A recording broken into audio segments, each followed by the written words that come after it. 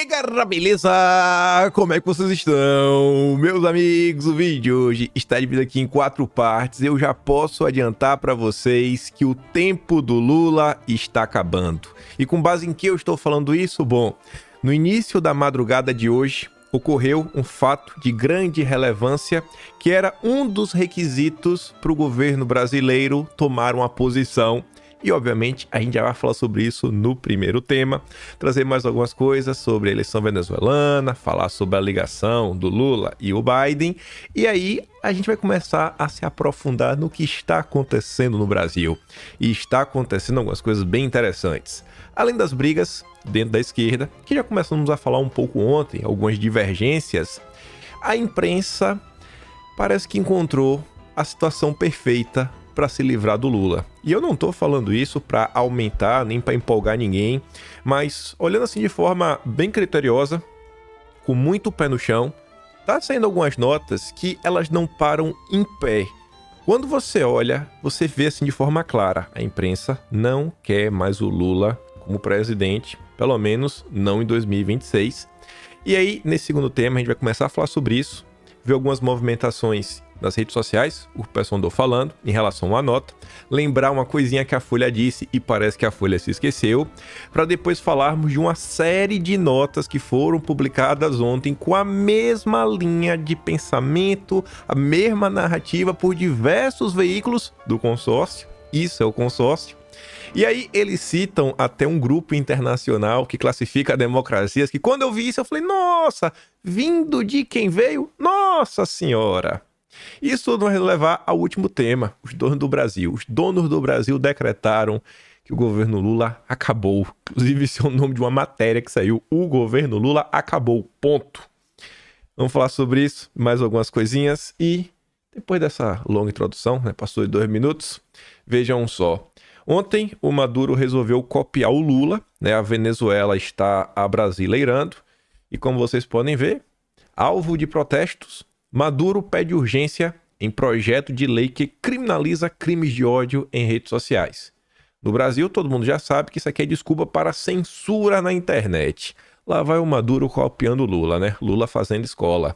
Que a Assembleia Nacional assuma todo o processo de defesa da opinião pública venezuelana, dos ataques, do ódio, da violência na mídia e nas redes sociais, afirmou Maduro nessa terça-feira. Aí, líder opositor é preso na Venezuela 2 dias após a eleição, afirma o partido. Fred Superlano é coordenador do Vontade Popular, que alertou para a escalada repressiva do regime. E ao longo do dia de ontem, muitos vídeos circularam mais uma vez. Teve um vídeo que, inclusive, tem, em tese, 2 membros aí, o pessoal apontava como capitães do exército, tá com a bandeira no fundo. Os caras nem estão na ativa mais, o pessoal está compartilhando. Então, assim, como eu não consigo identificar o que realmente está acontecendo neste exato momento, o que é vídeo antigo, o que faz sentido, o que não faz, qual o contexto da coisa, como eu não quero criar muita gritaria sem conseguir explicar, eu não sei o que se passa, não estou dentro da Venezuela, prefiro me ater ao que está saindo na imprensa, porque isso daqui eu acho que ninguém tem como questionar. A Folha de São Paulo deixa claro que o Nicolás Maduro, o governo dele, prendeu o opositor. E aí? Essa é a democracia? A democracia é relativa, Democracia é relativa. Trabalhar para construir uma narrativa. Eu escutei alguém falar isso, ao longo do ano passado. Mas continuando, 2 dias atrás falei para vocês o que importa para mim é a opinião que virá da Casa Branca e da ONU.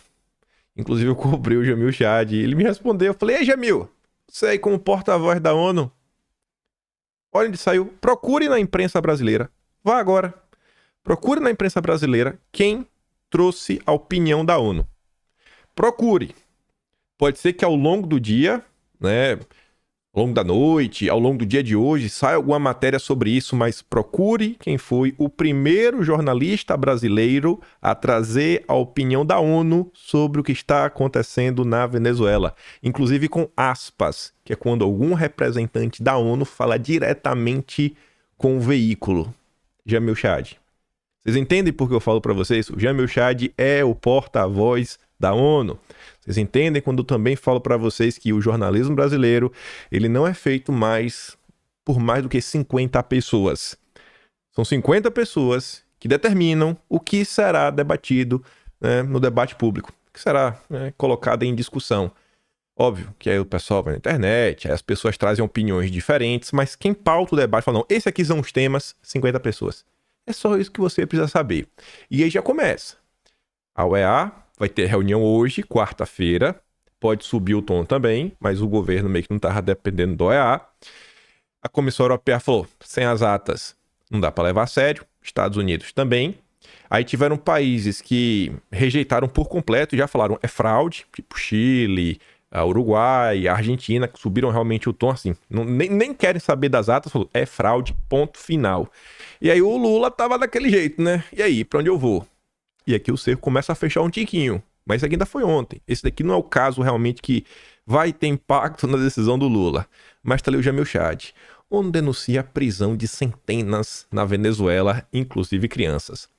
Uma manchete aí complicada, né? Que cai com sabor amargo na garganta do petismo. O alto comissário ainda apontou o dedo para o governo de Nicolás Maduro. Ele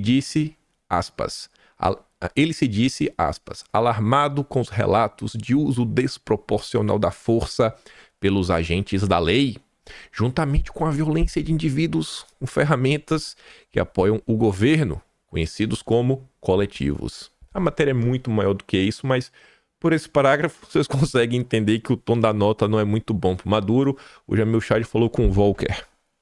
O cara que direto ele está conversando. O papel do Jamil Chad no debate público brasileiro é impor a vontade da ONU no Brasil. Tradução, a vontade de forças globalistas. É só para isso que esse cara serve. Só. E para tocar flauta. De defesa em recepção em Brasília, ao susto com banho de sangue, como a relação de Lula e Maduro murchou. Realmente, eu não sei se a palavra certa é murchou. Eu acho que talvez a palavra seria o seguinte, como a relação do Lula com Maduro mudou. Porque o Lula do passado jamais teria movimentações, alguns posicionamentos sequer similares ao que o Lula está fazendo agora. Gente, vem cá. Eu nunca vi isso, de ter eleição e ficar esperando ata pra falar quem venceu, quem perdeu. Quando teve eleição Biden versus Trump, o Lula pediu pro Biden? Biden, mostra aí as atas. Pediu? Quando o Lula venceu o Bolsonaro, o Biden pediu alguma ata? Alguém pediu? Não, porque no Brasil não precisa pedir, né? Mas bom, então vamos pros países. Quando Gustavo Petro venceu, o Lula pediu alguma ata? Eu falei ontem no Twitter, se eu fosse o Maduro, eu chamaria uma entrevista coletiva, uma coletiva de imprensa internacional, falava assim, ó, grande pronunciamento, mantinha em segredo. Falava, ó, uma coisa muito importante para falar com o mundo, que envolve as atas da eleição. Chamava Globo, Fox News, CNN, AP, AFP, É o País, né, maiores jornais aí do mundo, né, New York Times. E aí eu pegava o microfone e falava, ó, eu, Nicolás Maduro, presidente supremo do povo venezuelano, ele democraticamente, mas vocês não aceitam, eu me comprometo a entregar as atas da eleição no intervalo de 1 hora após Lula e Biden apresentarem as atas das eleições deles. Seria sensacional. Vá, Biden. Mostre pro mundo. Né? 2020... algo muito engraçado. Tá ali agora, né? Tá a briga pra tudo que é lado. E aí, falando do amigo Biden. E quando... rapaz, eu falar de amigo Biden, depois de falar, né? Mas o amigo Biden tá se tornando uma coisa mais real do que eu imaginava. Mas a gente vai chegar lá. Numa nota da Bela Megali. Antes, nota oficial, ó, site da Casa Branca, whitehouse.gov. Declaração da porta-voz do NSC, Adrienne Watson, sobre a Venezuela. Continuamos a pedir que as autoridades eleitorais da Venezuela divulguem resultados de votação completos, transparentes e detalhados, inclusive por sessão eleitoral. Isso é especialmente crítico, dado que há sinais claros de que os resultados eleitorais anunciados pelo Conselho Eleitoral Nacional da Venezuela não refletem a vontade do povo venezuelano, conforme expressa nas urnas em 28 de julho. Também estamos revisando outros dados, dados eleitorais, compartilhados por organizações da sociedade civil e os relatórios de monitores eleitorais internacionais. Creio que a Casa Branca está falando aí, do estudo aí que a turma da Maria Corina colocou na mesa, mostrando, que nas previsões que eles fizeram, nas estimativas, o Edmundo Gonzalez teria vencido Maduro. Aí, ontem, mais importante do que a nota da Casa Branca foi a ligação do Biden pro Lula, O amigo Biden ligou. Ali, Biden fez um tweet após a ligação. Hoje falei com o presidente Luiz Inácio Lula da Silva do Brasil para discutir uma série de questões bilaterais e regionais, incluindo a situação política emergente na Venezuela após sua eleição presidencial. Aí, olha a palavrinha. Concordamos é quando duas pessoas pensam iguais, chegam a um consenso. Concordamos com a necessidade de uma divulgação imediata de dados de votação completos, transparentes e detalhados no nível de sessão eleitoral pelas autoridades eleitorais venezuelanas. E prometemos permanecer em estreita coordenação, sobre o assunto. Coordenação é o seguinte: Biden manda, o Lula cumpre as ordens, Lula, vassalo do Biden, tá cada vez mais claro, E antigamente o pessoal achava que era piada. Eu falava, gente, não é piada, Lula é o vassalo do Biden. Aí, a Casa Branca publica uma nota, vai mais ou menos na linha que o Biden disse, com algumas informaçõezinhas a mais. Leitura da ligação do presidente Joe Biden com o presidente Luiz Inácio Lula da Silva do Brasil. O Joe Biden falou hoje com Lula para discutir uma série de questões bilaterais e regionais, incluindo a situação política emergente na Venezuela após a eleição presidencial de 28 de julho. O Biden agradeceu ao Lula por sua liderança na Venezuela. O título do vídeo ontem é: o destino do Maduro está nas mãos do Lula. E não é brincadeira, é exatamente isso. O destino de Maduro está nas mãos de Lula. O que é que o Lula vai decidir? Vamos ver. Os dois líderes concordaram sobre a necessidade de divulgação imediata de dados de votação completos, transparentes e detalhados no nível de sessão eleitoral pelas autoridades eleitorais venezuelanas.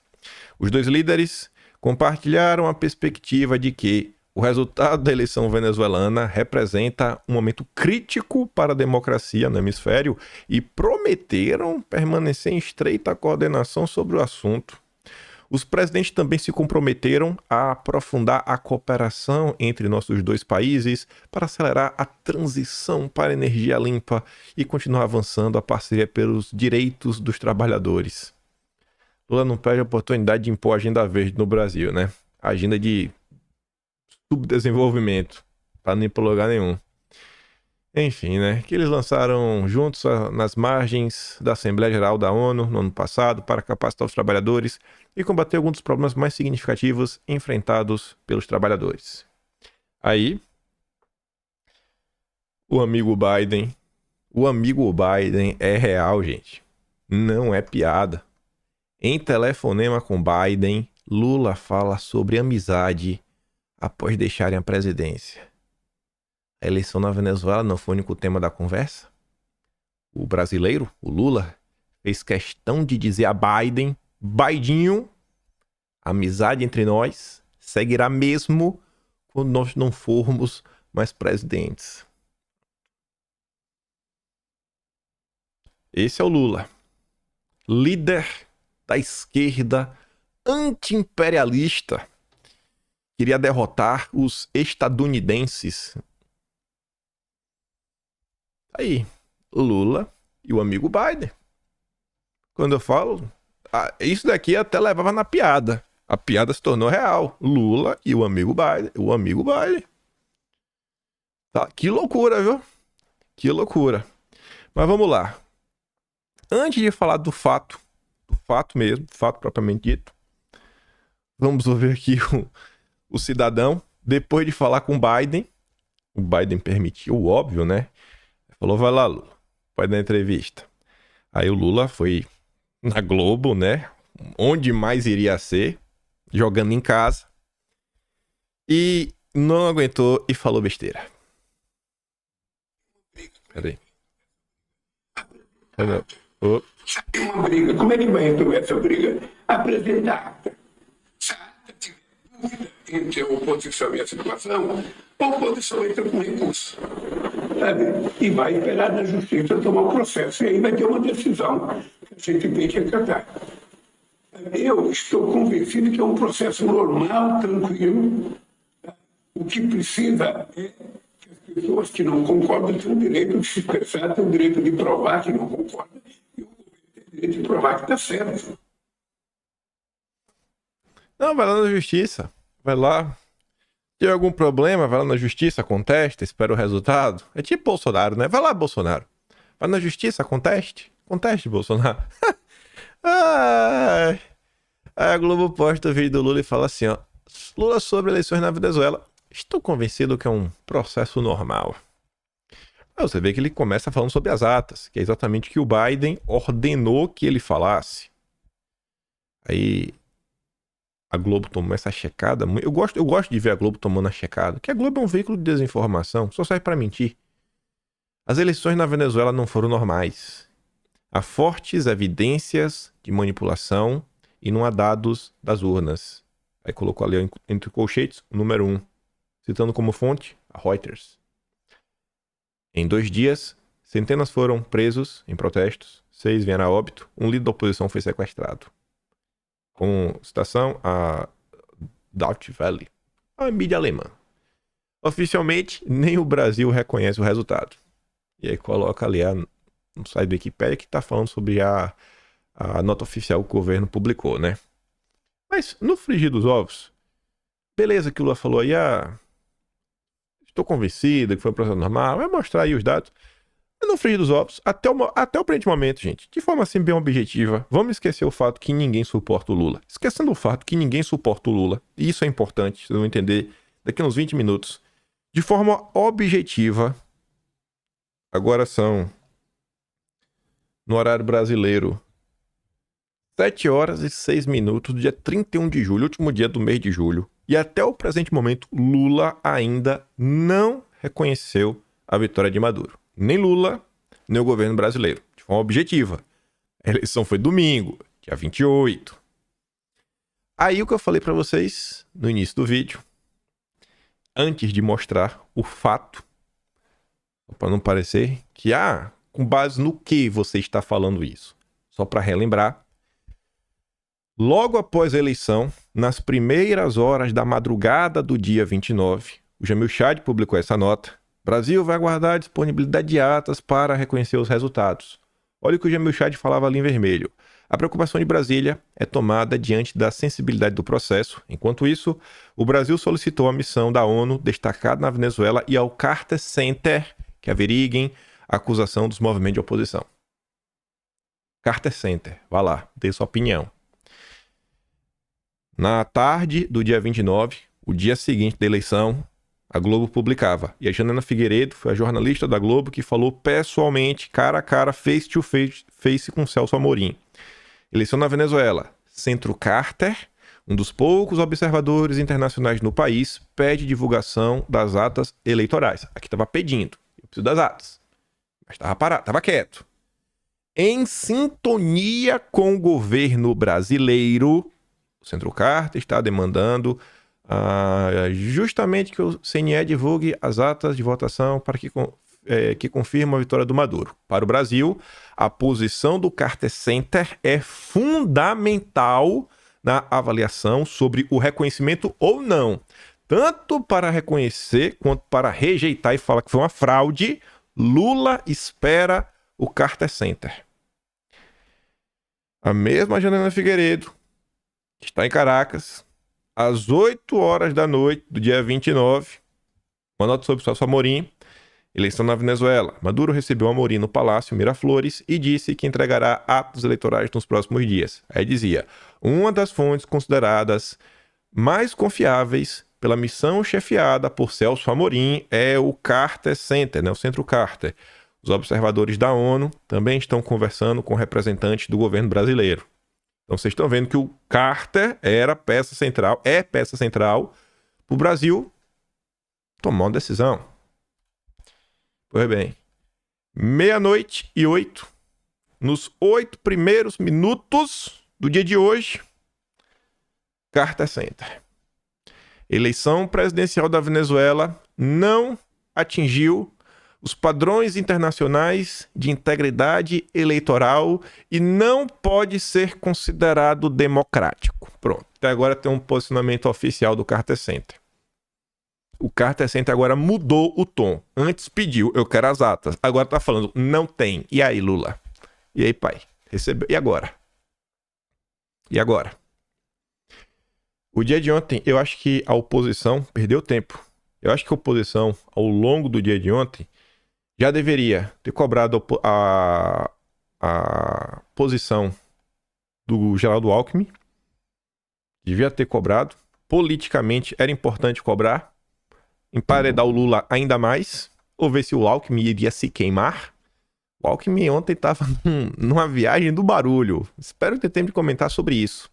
E aí agora, a oposição, e vejam só, teve gente na oposição ontem que pegou o posicionamento dos Estados Unidos, que em nenhum momento falou que não reconhece, mas também não reconheceu o resultado da eleição venezuelana, e teve deputado que meteu marca d'água para falar, urgente, Estados Unidos não reconhece. Ô, gente, vamos ser um pouco honestos, né?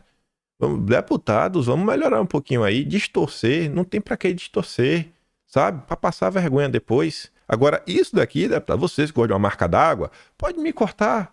Não faço nenhuma questão, até postei já lá no Twitter, já tá pintado, mas dá uma traduzida depois, o povo entender. Aí cobra o governo Lula. Deputados, peguem essas 3 notas aqui, ó. Jamil Chad, Janela Figueiredo postou 2. Você pega, você coloca, você bota com base no que foi divulgado pela imprensa brasileira. Inclusive, a jornalista conversou com Celso Amorim, Centro Carter, que era uma das coisas que o governo estava esperando para avalizar ou não a eleição, se pronunciou e falou que não é democrático. Já mudou o entendimento. Agora está em outro patamar. E aí, Lula, qual é a sua opinião agora? Oficia o Lula, oficia o Mauro Vieira e bota trabalhar, né? Lacrar na rede social. Ah, é o Maduro. Isso aí, a gente já tá ligado, né? Então, vamos que vamos, né? Vamos que vamos. Tá aí. Fato concreto da realidade. Ontem, 00:08. Divulgado. Perfil oficial do Carter Center também tá no site deles. Você clica, você consegue ler a nota. Toda a explicação, ainda tem a versão em espanhol. Tá aí.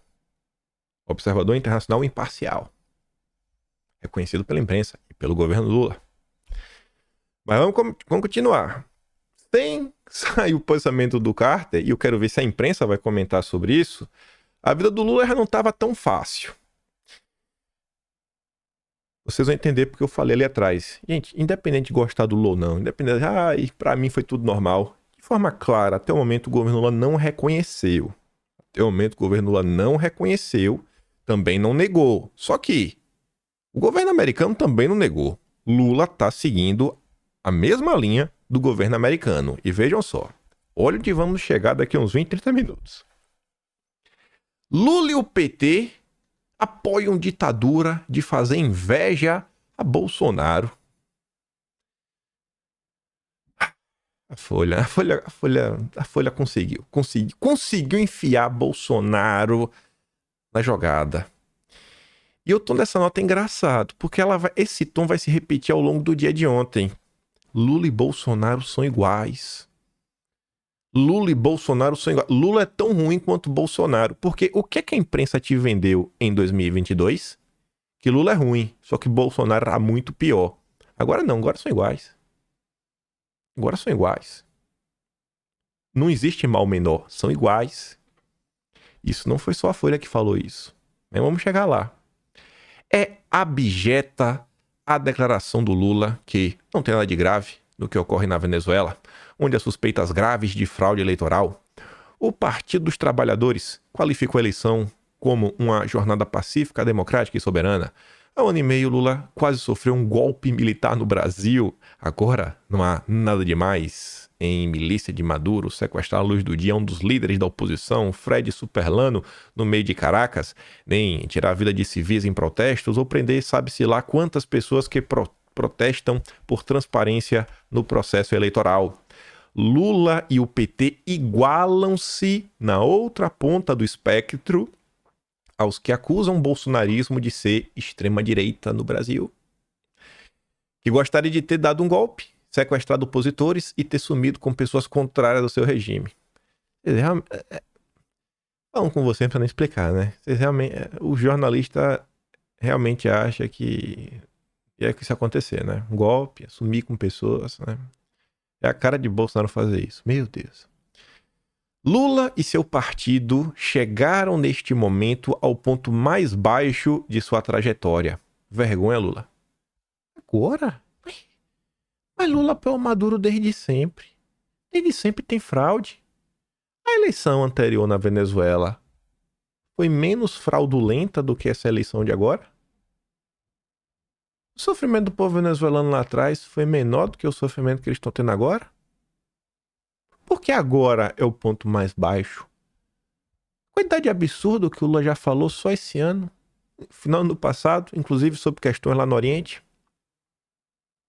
Agora que ele chegou no ponto mais baixo, calma, fera, vocês estão tentando empurrar a narrativa. Eu acho bom, eu quero que a imprensa mesmo dê essa mão, porque petista merece. Petista alimentou, e agora petista vai ser engolido pelo monstro que ele alimentou. A imprensa mentiu durante 4 anos ininterrupto com o apoio do PT para destruir Bolsonaro. E a imprensa agora está usando das mesmas ferramentas para falar do Lula. Aí fala, né? Vergonha, uma coisa é simpatizar com regimes de esquerda incompetente, de onde pessoas fogem aos milhões em busca de uma vida melhor, como os 7 milhões que já deixaram a Venezuela. Outra é defender quem pretende e arrebenta pessoas em porões, corrói as instituições por dentro, não divulga dados básicos sobre o resultado das eleições. Mas a Venezuela não faz isso desde sempre. Cuba não faz isso desde sempre. Só agora que é um problema? Eu não sou palhaço. Eu não gosto do Lula, mas eu não sou palhaço. Felizmente, descortina-se o caráter atual de Lula e do PT. Agora? Na eleição de 2022, a gente não podia falar sobre isso. A direita tentou avisar. E o Daniel Ortega? O que aconteceu com o Daniel Ortega foi menos pior? As eleições na Nicarágua foi menos pior? Estão brincando com minha cara. Pois não vai ser fácil ele sair dessa. Maduro vai dobrar a aposta e veremos cenas terríveis à frente para que o ditador possa se manter no poder com a bênção de Lula e do petismo. Que fique bem claro, Lula e o PT apoiam a ditadura de fazer inveja a Bolsonaro. São iguais. Aí, gente, olha só. Isso aqui é a Folha de São Paulo. Termina o horário de votação na Venezuela após dia sem incidentes. A própria Folha de São Paulo falou que foi sem incidentes. Com que moral a Folha de São Paulo agora aponta o dedo pro Lula e fala, falou que foi tudo em paz? Mas a Folha de São Paulo falou isso? A Folha de São Paulo falou isso? Ali, ó. A Folha diz que não houve incidente na eleição, embora diversos perfis mostrem vídeos do Exército impedindo eleitores de votar e expulsando observadores externos. As fontes confiáveis são raras devido ao fato da Venezuela de Maduro ser uma ditadura sem imprensa livre. Como que um jornal que mente descaradamente recebe checagem no Twitter e tem coragem de colocar o dedo na cara do Lula?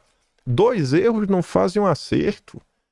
Então, se a Folha de São Paulo falou a mesma coisa que o Lula está sendo punida, aí que a gente agora tem que nos questionar, né? Então, o que é que está acontecendo? E aí, o que eu estou falando para vocês, a imprensa achou o momento perfeito para descartar o Lula. Não é de hoje que a imprensa está insatisfeita com Lula. A imprensa, na verdade, né, é uma das ferramentas que os donos do Brasil têm, né? Moldar a opinião pública. Os donos do Brasil não querem mais o Lula. Já deu. Tá de boa. Assim, mano, de boa. Vaza, Lula. Vaza. A parte mais difícil de toda, gente. O maior problema que o Brasil tinha já foi resolvido. Bolsonaro tá inelegível. Era o maior problema. Não precisam mais do Lula. Lula já foi, ele era o candidato perfeito, era um cara com mil problemas. O que você colocasse na mesa, ele ia aceitar, porque o ego dele é maior do que tudo, ele ia querer ser presidente. Então chegou onde chegou, com 1.001 ordens. A própria esquerda sempre tratou isso como... o Lula tem uma pequena margem de manobra, porque se ele pisar fora da linha, toma um golpe. Tradução, se ele pisar fora da linha, é isso aqui que vai acontecer. A imprensa vai passar o carro por cima. E não tá nem aí. Já deu, ninguém aguenta mais o Lula. Aí você vê, ó, Breno Altman. E eu sempre falo do Breno Altman pra vocês. Hoje, sabe aquela história, uma foto que vale mais do que 1.000 palavras? Hoje você não entende, porque eu gosto de olhar a opinião do Breno Altman, e não é só porque ele é amigo pessoal do Dirceu, mas... O Arthur fala o seguinte, né? Ele compartilha do Breno Altman. Até a extrema esquerda, que toca o terror, admite que os liberais se juntaram com o PT contra Bolsonaro. Liberal não é conservador. É uma pessoa que não tem ideologia. Pagando bem que mal tem. E pagar bem é com o PT. Aí o Breno Altman tá falando assim, ó. O liberalismo é uma corrente da mesma família burguesa do fascismo. Por razões pontuais, liberais podem se aliar à esquerda contra a extrema-direita, a exemplo da luta contra Bolsonaro, mas facilmente se aliam ao fascismo contra a esquerda, como demonstra a situação venezuelana. É por isso que eu falo do Breno Altman. Quantas e quantas vezes vocês já não viram essa foto?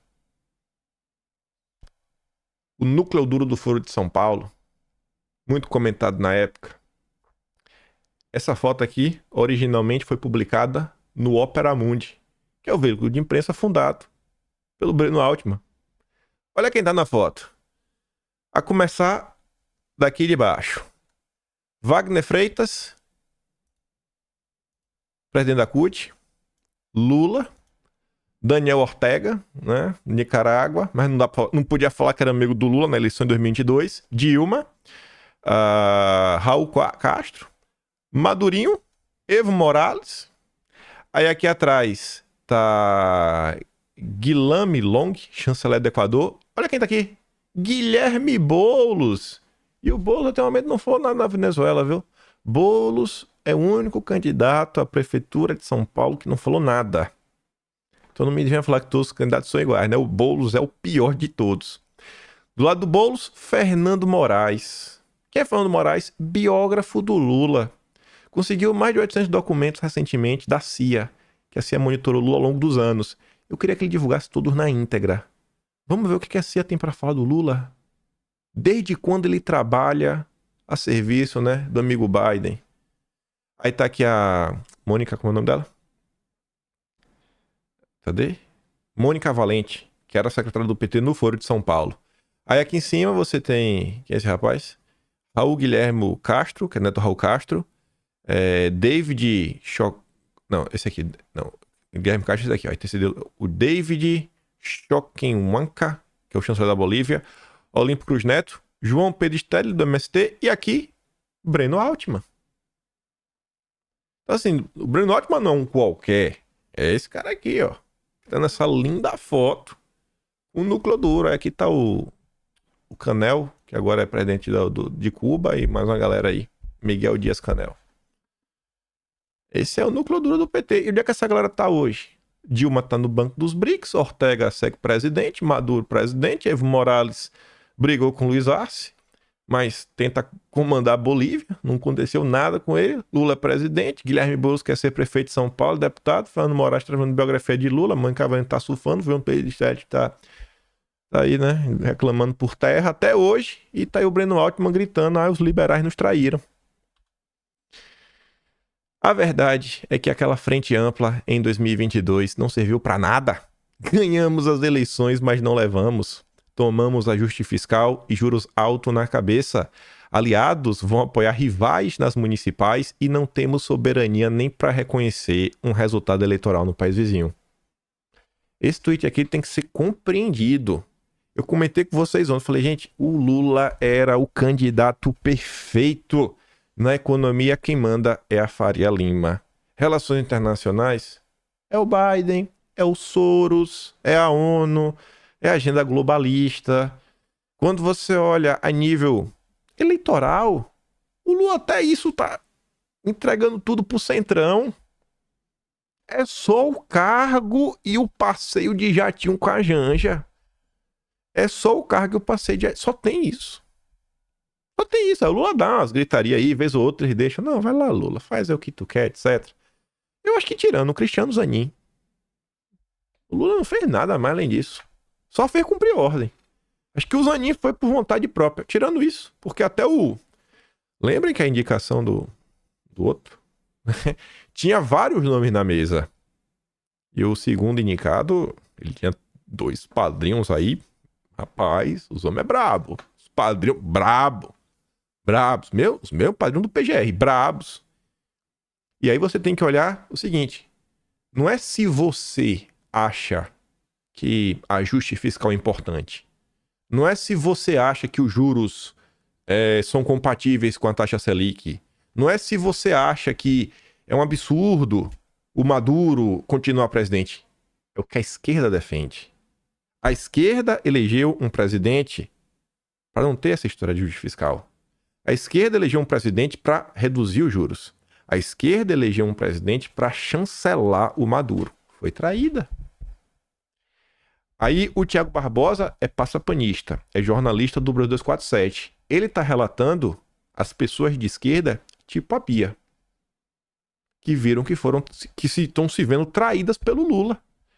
Já topei com a tuia de postagens esquerdistas por aqui, ameaçando não votar em Lula em 2026, por defender a soberania da Venezuela contra o extremismo. Não tem jeito mesmo. Essa turma só queria um sinalzinho para voltar correndo pro colo do imperialismo e vibrar com a fascistada. Aí o Tiago Barbosa volta, ganha um RT do Marcelo Feller, que é da turma woke, inclusive é procurador, né? Desculpa aí, procurador. Mas o senhor é meio identitário, né? É do judiciário. Aí tá ali, né, o Tiago Barbosa. Verdade seja dita, o tema Venezuela tirou a máscara de muito isentão camuflado de esquerda, que só esperava um apito da história para se ajoelhar de novo da extrema-direita e rezar pela cartilha dos americanos. Como se o Lula não estivesse fazendo isso, né? Aí o Marcelo Feller fala, verdade seja dita, o tema Venezuela tirou a máscara de muito extremista, camuflado de razoável à esquerda, que só esperava um apito da história para se ajoelhar diante de uma ditadura de esquerda. Aí ontem a Gleice chamou a Globo de golpista. Quem tem histórico de apoiar e sustentar golpes aqui mesmo no Brasil é a Globo. E a Globo tá subindo o tom contra o Lula. Merval Pereira, Magnoli. O Valdo Cruz tá segurando a onda. O Valdão tá demais, viu? Rapaz. Não sei se a Daniela Lima tá de férias. Eliane Canteide também tá desaparecida. Mira Leitão. Eu acho que o Valdo Cruz falou, senhoras, confia em mim. Eu vou tancar o Brasil pra Lula. O Valdo Cruz tá imparável. Jornalista do mês até o momento. Aí que a gente vai vendo pra Globo mesmo, e essa nota é muito interessante, diversas coisas. Primeiro, quem escreveu ela? Pedro Doria. Pedro Doria é quem traz a ideia que é preciso criar uma direita democrática do Brasil. Ele que vem a tese. Aí depois o João Pinheiro dá contornos mais concretos, tipo, em busca do bolsonarismo moderado. A gente debateu isso muito no início do ano. E aí o Pedro Doria, do canal, ele tá nessa jornada tentando achar, e ele fala que os jornalistas têm uma função nisso para servir de validador. Eles têm que trazer essas pessoas. Os programas de TV têm que trazer essas pessoas de direita para validar para a sociedade, falando, essas são as pessoas de direita, da direita sensata. Essas são as pessoas que podem participar do debate público. Então, suspeite de quem você vê dando entrevista para a Globo, onde a Globo tá destacando a coisinha boa ou outra, não só trata como um super malvadão, não, ele tá próximo de Bolsonaro, mas é bonzinho. Suspeite, isso não é aleatório. E aí o Pedro Doria vem com o mesmo tom do Marcelo Feller, que é o mesmo tom da Folha de São Paulo. Apoio a Maduro revelará quem é democrata na esquerda. 2020, olha só, a eleição de 2018 foi marcada pela batalha contra o establishment. O povo estava saturado, não aguentava mais. Essa foi a narrativa que venceu tanto nos Estados Unidos, com a vitória do Trump, um outsider, como no Brasil, com Bolsonaro.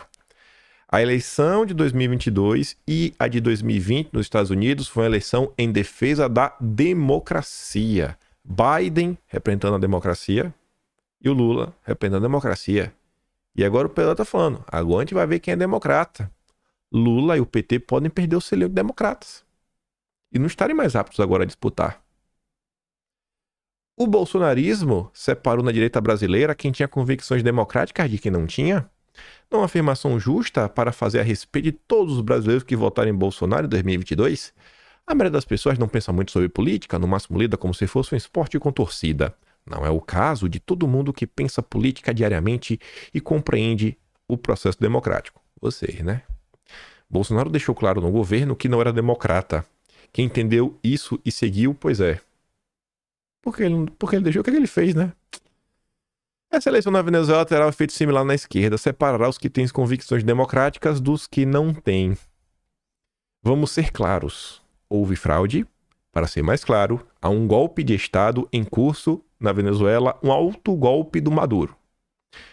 O governo do Maduro não permite que Capriles, líder da centro-esquerda, concorra às eleições. Não permite que Leopoldo Lopes, da centro-direita, dispute o cargo. Bloqueou Maria Corina, terceira líder mais importante da oposição. E ela não foi a única proibida de se candidatar. E quando você olha no Brasil, né, o PT meio que monopoliza também, acaba por atrapalhar a centro-esquerda. O Instituto VEDEM, que une centenas de cientistas políticos do mundo dedicados a avaliar democracias, classifica os regimes em 4. E, obviamente, ele está usando esse instituto para falar que a Venezuela não é uma democracia. E ele encerra falando o seguinte: um pedaço da direita brasileira é golpista. Será bom saber com clareza que pedaço da esquerda está conosco no conjunto dos democratas. Quem te falou que tu é democrata, Pedro Doria? Quem te falou isso, irmão? Quem deixou tu falar que tu é democrata? Pra mim, você não é. Conosco é o dono da democracia. Ele é o cara que quer chancelar as pessoas de direita que são democratas. E agora vai chancelar de esquerda quem também é. E que pedaço acha que democracia só vale quando é pra esquerda estar no poder? Ficará claríssimo nos próximos dias. Essa nota me pegou muito quando ele cita o VEDEM. Me pegou muito, muito. Se fosse uns anos atrás, talvez não fizesse tão sentido. Mas hoje, principalmente agora que vocês sabem quem é Jamil Chad, no mês de março deste presente ano, o Jamil Chad publicou essa seguinte nota: Brasil freia desmonte da democracia e vira referência. Vocês acham que o Brasil estava menos democrático do que agora? Vocês acham que antes era Bolsonaro, o Brasil era menos democrático do que é agora? Aí o Jamil Chad, né? Eu tava ali no Atlas.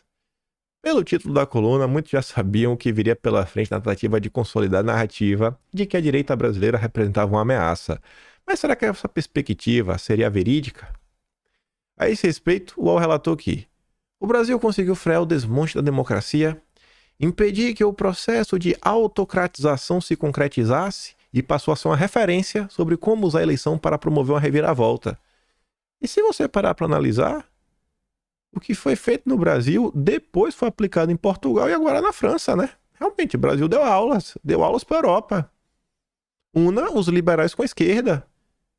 Impeça a todo custo a direita de chegar no poder. Segundo a coluna, uma análise realizada pelo VEDEM, né, que falou isso. Foi o mesmo VEDEM que o Pedro Doria está citando, é o VEDEM que falou que a democracia só voltou com Lula. Aí na época a gente foi atrás desse instituto. Além do Soros, né, que financia toda a estrutura, a coleta de dados e outras atividades, você tem a nossa gloriosa USAID, né? Departamento de Estado americano, e os Wallenberg. Rapaz, os Wallenberg não é qualquer um não, viu? Quem não sabe quem é os Wallenberg, dá um Google depois pra você ver. Os Wallenberg são os Rothschild da Suécia. Não tô brincando, não. Acho que não existe nada na Suécia que esses caras não é dono de algum... Sabe a BlackRock que é dona de tudo? É tipo os Wallenberg. Aí vocês querem me fazer acreditar que o Pedro Doria tá fazendo uma nota dessa, citando VEDEM, falando agora era do vamos ver, quem é democrático, né? Que isso é aleatório? Vamos ver até onde é aleatório, né? Conforme esse movimento vai tomando, você viu o Marcelo Feller, você viu o Pedro Doria. E aí? Tá na hora de saber quem é democrata e quem não é, viu? Marina Silva. Essa tá na vanguarda de toda essa agenda nacional, não é de hoje. Marina Silva, em 2014, quando foi candidata, tinha o apoio da nossa grande Neca Setúbal, herdeira do Itaú Unibanco, que graças a Deus se curou da culpa que ela tinha de ser rica. Não estou brincando. Foi matéria do mês passado da Folha de São Paulo. Ela conseguiu se curar da culpa de ser rica. Eu queria ter essa doença também, viu?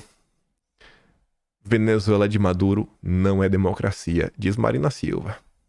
Vocês queriam saber que é um democrata? Tá aí, Marina é democrata. Na minha opinião pessoal, eu não falo pelo governo, não se configura como uma democracia. E foi o Lula que se vire. Pra mim não é. Sou dos democratas. Eu sou democrata. Muito pelo contrário, o Brasil está muito correto quando diz que quer ver o resultado eleitoral, os mapas, todas as comprovações de que de fato que houve ali uma decisão soberana do povo venezuelano. Um regime democrático pressupõe que as eleições são livres, que os sistemas são transparentes, que não haja nenhuma forma de perseguição política ou tentativa de inviabilizar com que os diferentes segmentos da sociedade, que legitimamente têm o direito de pleitear, cheguem ao poder. Aí vem Tasso Genro. No Brasil, com 70% dos votos apurados, Bolsonaro seria presidente. Em seu perfil no X, Tasso afirmou que se o TSE definisse quem ganhou aqui no Brasil na última eleição, com 70% dos votos apurados, Bolsonaro seria presidente. O Itamaraty fez muito bem pedir o exame das atas, um posicionamento que revela nítida discordância com a nota divulgada mais cedo pela executiva do PT. Mais um democrata. Queria saber quem eram os democratas? Estão aparecendo. Líder do governo Lula, diverge do PT. Quem? Randolfo Rodrigues. Não, eu sou petista, mas... vírgula.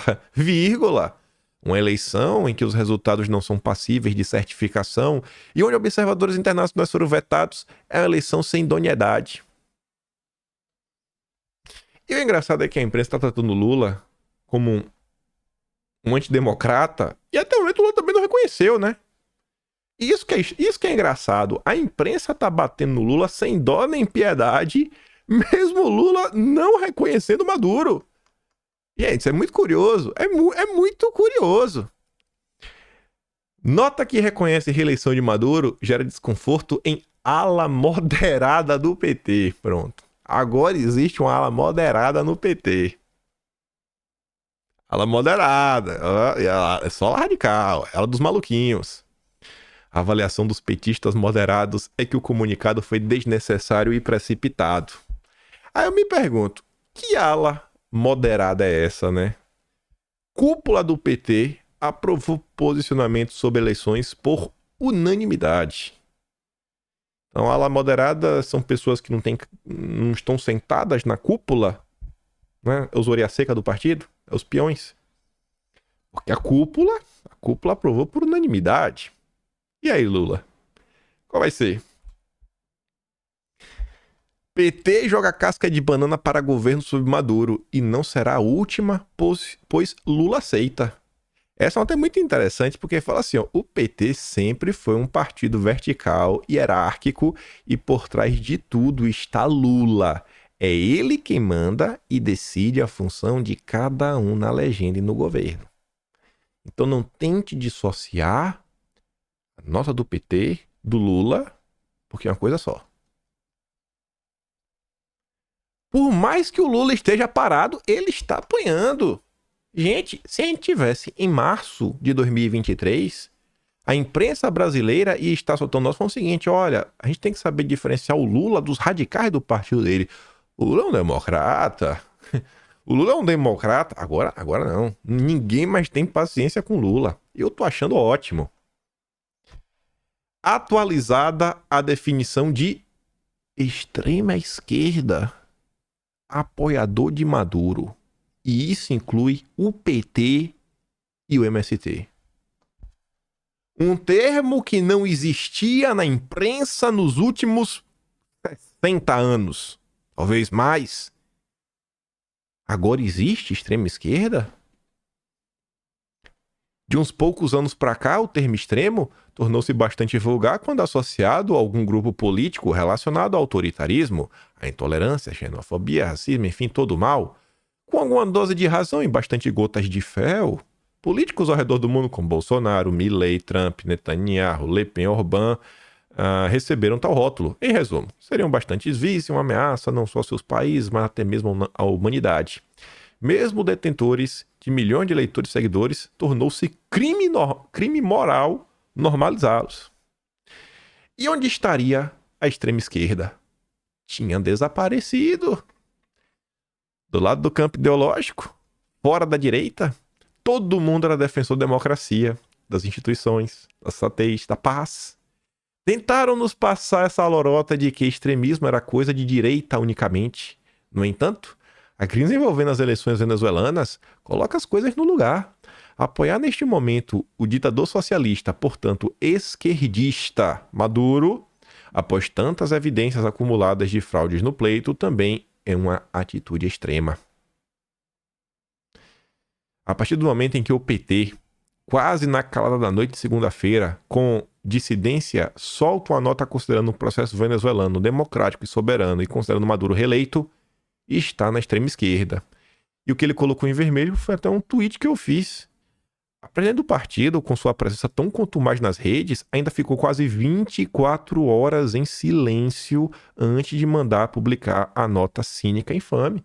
Isso deveria saltar aos olhos de todo mundo. A Gleisi Hoffmann, ela tuita 300 vezes no dia e desapareceu. Depois de uma coisa tão importante para a esquerda, ela desapareceu. Gleisi, onde é que você estava? O mesmo pode ser dito ao líder do MST, João Pedro Stedley, viajou até a Venezuela para apoiar o ditador. Merece o rótulo extrema esquerda autoritária, assim como quem usa aquele boné tido como descolado endossando tal movimento extremista. O MST agora é extremista. A expectativa agora recai sobre o governo Lula, que passou o primeiro dia em certo silêncio cauteloso. Dos demais países da América Latina, existe a apreensão de que Lula pode endossar uma ditadura vizinha cada vez mais perigosa. A depender da decisão do nosso presidente, haveria certa razão em dizer que, em certos aspectos, temos um governo de extrema esquerda. Meu Deus, viu? O fator Maduro, entretanto, pode ser visto de uma maneira positiva. O fator Maduro equilibra o jogo político brasileiro com suas forças políticas extremas, a esquerda e a direita, ambas numa competição não olímpica de quem faz mais mal ao país. Você tá vendo a quantidade de notas que a gente já comentou no vídeo de hoje, com a mesma narrativa. A extrema direita e a extrema esquerda são iguais, Lula e Bolsonaro são iguais. Rapaz, a imprensa perdeu a paciência mesmo com Lula, né? Acharam o episódio perfeito. Bolsonaro tá inelegível e vai passar as eleições municipais. A coisa não vai ficar muito boa pro Lula. Vai ter muito partido que é da base que vai mudar o seu direcionamento porque não vai querer estar associado às posições do Lula. Na live de ontem, tá caminhando, né, com vocês, eu falei, ó, amanhã de manhã, 3 da manhã para vocês, de madrugada eu vou lá pegar o editorial do Estadão para falar do Lula. Eles vão falar do Lula, é óbvio, não dá tempo de colocar no Estadão a fala do Lula. Dito certo. Previsível. Está ficando previsível já. Até conversei com um amigo meu mais cedo, falando o seguinte, vocês criaram um monstro, que eu tenho memória boa. Só que com Atlas, fazendo as coisas, pegando notícias, colocando em sequência no final do mês, organizando tudo, e aí, primeiro, que não deixa passar mais nada, e segundo, enxergar alguns padrões agora tá ficando cada vez mais fácil. Enxergar assim, cara, olha esse padrão, olha se repetindo, isso, aquilo, outro. Então assim, vocês criaram um problema pra imprensa. Vocês criaram problema. Eu creio que o Atlas nos elevou de nível agora. Fazer o Atlas mudou um pouco a forma como a gente trabalha. A visão das coisas agora tá um pouco mais ampla. Aprendiz de Fidel. Como franquia da ditadura cubana, chavismo aprendeu a sufocar os que ousam lhe opor. Com apoio dos comuns e dos russos, Maduro parece querer transformar a Venezuela de vez numa nova Cuba. Maduro decidiu dar uma banana para a comunidade internacional e fechar ainda mais o seu regime de opressão. Suas ações nesse sentido são inequívocas, desde aquele farsesco ato de diplomação encenado no Conselho Nacional Eleitoral um quintal do Palácio de Miraflores horas após o pleito.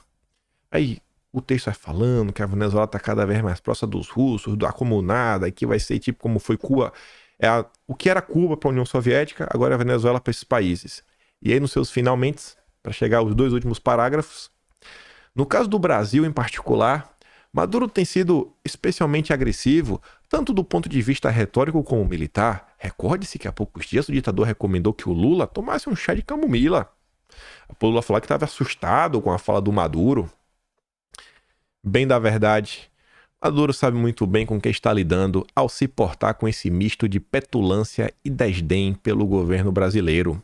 Fiel à tradição petista de condescendência com o chavismo, Lula afirmou ontem à noite que nada tem de grave ou de anormal na suspeitíssima eleição na Venezuela. De fato, sob a senha persecutória e a sede de poder de Maduro, normal é ver os cadáveres de quem se opõe ao regime estendidos nas ruas, como já se vê, e isso é apenas o começo. E tudo isso aqui está acontecendo porque Lula está seguindo a mesma posição, a posição oficial da Casa Branca. Então, assim, eu não suporto o Lula. Para mim, o Lula tá errado. Para mim, o Lula devia falar: Maduro, tá claro que teve uma falcatruazinha aí, né, cara? Tá claro que tem uma falcatruazinha aí. Mostra as tuas atas aí pra ontem. Dá um prazo. Isso era o mínimo que o Lula poderia fazer. Agora, eu também não vou ficar me enganando, né, com os objetivos da imprensa. Da mesma forma que eu abordo esses assuntos para olhar a repercussão deles no Brasil, a imprensa aborda esses assuntos para movimentar as peças no tabuleiro em torno dos seus projetos políticos. A imprensa é porta-voz do interesse de muita gente. Aí, ao Alckmin, ninguém perguntou o que é que ele acha da Venezuela. Eu acho que deveria. Eu não entendo como é que a Globo ainda não questionou ao Alckmin o que ele acha. O Alckmin estava no Irã. Estava lá. Novo presidente. Tomou posse. No Irã, o Alckmin. Super democrático. E o Alckmin estava numa reunião com esse rapaz aqui, ó. Líder do Grupo H. Esse cara ontem foi apagado. Cancelaram o CPF dele, ó. Tá pertinho do Alckmin. Olha com quem o Alckmin estava reunido, né? Quem estava? Não, ele estava no evento que eu também estava. E aí cancelaram o CPF aí do cidadão. Esse é o governo democrático brasileiro. Gente, diante de tudo que está acontecendo, gente. Imagine era Bolsonaro. Vocês acham que a imprensa não ia questionar ao Mourão? Diante de uma crise dessa magnitude, você acha que a imprensa não iria questionar o Mourão? Você acha que a imprensa não ia botar um microfone na boca do Ernesto, depois do Carlos França? E aí? O que vocês têm a falar? Você não acha que a própria imprensa ia colocar um microfone na boca de Bolsonaro e cobrar de Bolsonaro uma fala, um posicionamento real? Mas e aí, qual o posicionamento? Tá, ia falar assim, não, a gente tá esperando as atas. Ia falar, tá, Bolsonaro, mas e aí? Se ele não entregar a ata até sexta-feira, você vai esperar até quando? A imprensa não questiona, pessoal. Não questiona. Mas a imprensa segue batendo Lula. Segue batendo, segue batendo, segue batendo, segue batendo. E o Alckmin não. O Alckmin tá de boa. As críticas são ao Lula e o PT. A Alckmin tá no governo, tá... ninguém fala nada. Cadê o Lewandowski, que adora dar entrevista? Ministro da Justiça. A gente tá diante de uma questão que acho que envolve direito. Poderia perguntar a opinião do Lewandowski. Poderia perguntar a opinião do AGU. Ninguém quer saber? Não é importante? Para mim tá claro. Existe aí, né, uma mega operação por parte da imprensa tirar proveito para se desfazer do Lula. Já deu, ninguém aguenta mais. Bolsonaro tá inelegível, o Lula não se faz necessário. Quem levar pro consórcio tá de boa, ainda que seja alguém da direita sensata que está sendo validada pela imprensa. E aí, quase dando na hora, vai dar para falar só, não vou falar, vou só mostrar uma manchete, a gente talvez comente depois, que foi o que eu falei, governo Lula acabou. Mas veja como são as coisas. Nos últimos dias, a gente só tá falando sobre a Venezuela. Porque eu acho que é importante, acho que tem muita coisa relevante sobre o Brasil. Principalmente esses impactos políticos, né, nesse tabuleiro da macropolítica brasileira. Só que quando a gente conversa nas redes sociais, os campeões nacionais estão lá. Tem pelo menos aí umas 3, 4 notícias de eventos diferentes envolvendo os campeões nacionais. Até uma fresquinha de ontem, nossa, da porta giratória. Os campeões nacionais estão aí, estão felizes da vida. A vida do brasileiro segue aquela porcaria, sem grandes perspectivas de melhora. A economia segue com inflação, segue com todos os problemas, baixos salários. E no final do ano, a gente vai ter a mudança no Banco Central. Não só no Brasil, como no mundo, está se discutindo a redução da taxa de juros. Estamos falando, cara, não é, beleza que o Fed não alterou, mas ninguém consegue mais ver o governo americano continuar subindo os juros. Já deu, tá na hora de começar agora a reduzir. Até que não, já o pessoal está falando isso também. E essa é uma tendência natural. A Selic da última vez não caiu, ficou onde ela está, mas até então tá de boa. Aí veja como são as coisas. E vamos falar de valores. Com juros da dívida, Rombo bate recorde e atinge 1,1 trilhão sob Lula. A dívida brasileira, ela vai ser impactada pela taxa Selic. Quanto maior a taxa Selic, mais juros da dívida você paga. O resultado nominal, que considera o pagamento de juros da dívida do setor público consolidado, foi deficitário em 1,1 trilhão no acumulado de 12 meses até junho. O valor equivale a 9,92% do PIB e é recorde na série histórica iniciada em 2002. Nesse caso aqui, nem durante o Fique em Casa foi tão ruim. Nem no pico do Mandetta o Brasil estava tão mal como no governo Lula. Porque no pico do Mandetta, mesmo com todos os problemas, a Selic estava em 2%. Agora está mais de 10%. No acumulado de 12 meses, o setor público consolidado gastou, olha esse valor, 835,7 bilhões com pagamento dos juros. Não é do principal, só dos juros, 835. O valor supera o ano passado, que foi 638. Os juros da dívida custaram 94,9 bilhões em junho de 24, ante 40,7 no mesmo mês de 2023. Também está subindo. Quanto maior os juros, quanto maior a taxa Selic, maior também vai ser o pagamento de juros. E aí tem até um gráfico aqui, ó. Olha o governo Bolsonaro, né? Aquela subida ali vai mais ou menos quando o Banco Central começa a subir a taxa de juros. Começa a subir. Para conter a escalada da inflação, está subindo. No dia a dia, a gente está comentando sobre milhão. O Lula gastou não sei quantos milhões em viagem. O Lula gastou não sei quantos mil numa suíte super cara. O Lula gastou 60 mil numa cama. 60 mil reais. Gente, a gente está falando aqui de 835 bilhões. Bilhões. B de bola. Olha como, muitas vezes, a gente se deixa levar no debate público por coisas desse tamanho. A gente está mais incomodado com a formiga que mordeu o dedo mindinho do pé do que, sei lá, com a casa caindo. Teve um terremoto e a casa caiu. Mas você porque a formiga mordeu o meu dedinho do pé. Comparado com os valores que a gente está lidando. E eu estou comentando isso por quê? Porque o Lula é o grande candidato dos bancos. Era o candidato da Faria Lima, segue sendo, os bancos estão tendo um recorde. Aí a gente está num período, como eu falei, vai ter a mudança do presidente do Banco Central, muita coisa está sendo discutida. E eu vi essa matéria aqui, que poderia ser algo normal. Só uma notícia qualquer. Selic deve estar em 11% para levar a inflação à meta, diz o Itaú. Gente, 11% significa que tem que aumentar a Selic. Tá todo mundo querendo ver o juro diminuir? E o Itaú quer que o juro aumente? Mas como assim? O Itaú avalia que para levar a inflação à meta seria necessário que a Selic estivesse no patamar de pelo menos 11% ao ano. Aí vocês perguntam, mas que meta é essa? A meta de inflação no Brasil é 3%.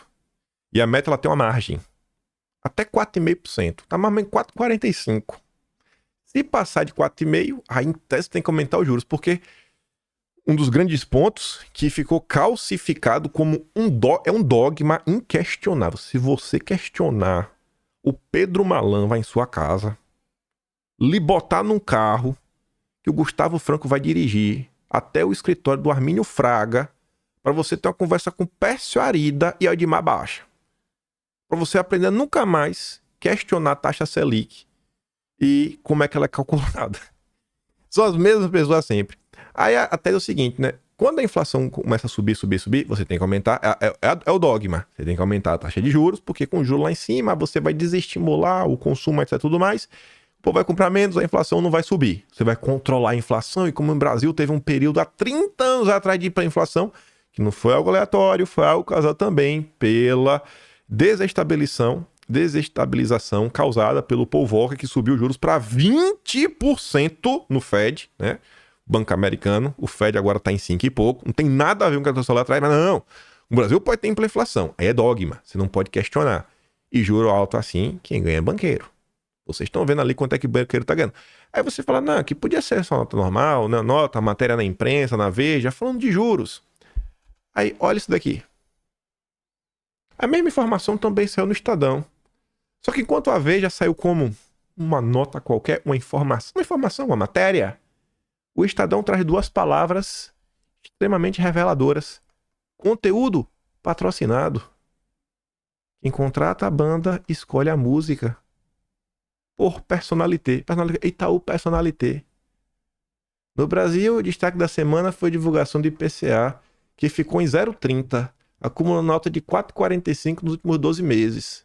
Nos Estados Unidos, o PIB do segundo semestre apresentou crescimento elevado de 2,8. Aí tá ali, né? Por aqui o IPCA acumulou alta de 4,45 perto do teto. Aí assim, ó. A Selic agora tá aqui 10,5. A Selic agora tá em 10,5. O teto é 4,50, né? 4,5, né? Da inflação. Se a inflação sair de 4,50 para 4,51, 0,01%, ou o Banco Central coloca a Selic em 11%, ou o Brasil vai viver uma mega inflação de 1.000% e a gente vai ver o apocalipse. Porque é de 0, assim, até 4,5 pode ser o 10,5. Até 4,5. Mas 4,50... Aí não. Aí a gente vai ter que aumentar para 11%. Aí a gente vai ter que aumentar para 11%. A gente fica aí vendo as discussões, Lula, Maduro, etc. E o dono do Brasil tá aí, ó. Tá aí. Então, não deixem o ressentimento que vocês têm pelo Lula fazer com que vocês comprem qualquer coisa que sai na imprensa. O Brasil não é dois lados. O bem versus o mal. Não é. Não é mesmo. Não é mesmo. Não é porque a imprensa está contra o Lula que ela está do teu lado. E a própria esquerda já falou isso, né? Quem fez esse levantamento foi a revista Piauí. A cada 10 matérias que saem sobre questões de economia, as 8 mais lidas normalmente são de algum veículo, algum portal de imprensa que tem como algum dono algum grupo do mercado financeiro. Seja um grande banco, seja alguma gestora de investimentos, qualquer coisa assim. Então, essa turma, eles desgastam o Lula quando é vantajoso para eles. Quando é vantajoso para eles, eles passam pano pro Lula. Eles desgastam o Bolsonaro quando é vantajoso para eles. Eles elogiam o Bolsonaro quando é vantajoso para eles. A gente tem que ter a nossa agenda. Os nossos objetivos. Cara, o que é que a direita quer? É isso daqui. É isso que a gente quer. É isso aqui que a gente defende. Sai na imprensa? É do jogo também. Lula, te vira aí, cara. Responde. Joga, pega essas notas descaradas da Folha, bota pro petista, passa raiva. É do jogo, né? Golpe acima da cintura. É a mesma coisa que eles faziam. Mas não se deixem levar. Isso daqui pra mim só mostra também aquela história que eu falo, que enquanto a direita, enquanto ser antipetista for ser de direita, o Itaú vai ser de direita nesse momento. A Folha vai ser de direita nesse momento. A Globo vai ser de direita. O PT chamava a Globo de imprensa golpista. Bastou a Globo destruir Bolsonaro e passar pano pro Lula, o PT empoderou a Rede Globo. E olha o que a Globo já começou a fazer com Lula. Que nós não nos enganemos. Aqui Quem menos corre, tá voando. Ah, só pra mostrar aqui o texto que eu ia falar pra vocês, ó. O governo Lula acabou. E depois? Eles já estão discutindo. Instituto Milênio.